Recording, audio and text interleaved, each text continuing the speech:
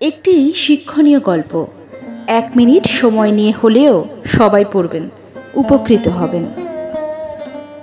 একবার এক রাজা তার 3 মন্ত্রীকে ডেকে বললেন, এই নাও, তোমাদের একটা করে খালি বস্তা দিলাম।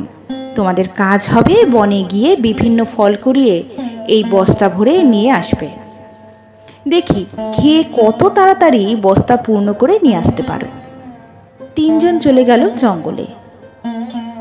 প্রথম মন্ত্রী চিন্তা করল, রাজা বলেছেন, তাই ভালো ভালো ফল কুড়িয়ে বস্তা পূর্ণ করি, এবং সেই মতো জঙ্গলের ভালো ফল কুড়িয়ে বস্তা ভরে ফিরে আসলো।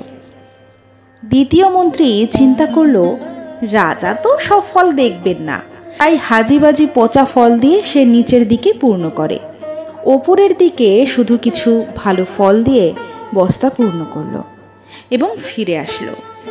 তৃতীয় মন্ত্রী চিন্তা করল, রাজা এত সময় কোথায় বস্তা খুলে খুলে দেখবে, সে শুধু দেখবে বস্তা পূর্ণ হয়েছে কিনা।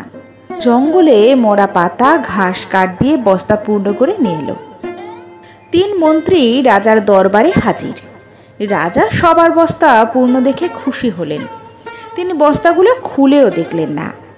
তৃতীয় মন্ত্রী নিজের বুদ্ধির কথা চিন্তা করে নিজেকে বেশ বুদ্ধিমান মনে করতে লাগলো।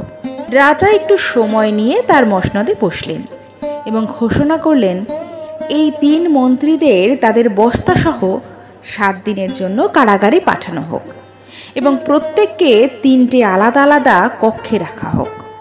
এই 7 দিন তাদের কোনো প্রকার খাবার দেওয়া হবে না। যেই কথা সেই কাজ, 3 জনকেই কারাগারে পাঠানো হলো।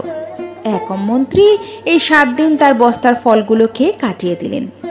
দ্বিতীয় মন্ত্রী তার যত ভালো ফল ছিল 2 দিন খেতে পারল, বাকি দিন পচা ফল খেয়ে কাটানোর চেষ্টা করলো, কিন্তু তিনি অসুস্থ হয়ে পড়লেন।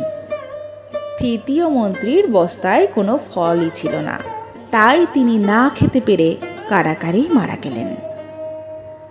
এই গল্পের শিক্ষণীয় বিষয় হলো, যদি আমরা ফাঁকি না দিয়ে সঠিকভাবে শিখে পড়ালেখা বা কাজ করে বড় হই, তবে এর ফল আমরা যখন কর্মক্ষেত্রে যাব তখন ভোগ করতে পারবো।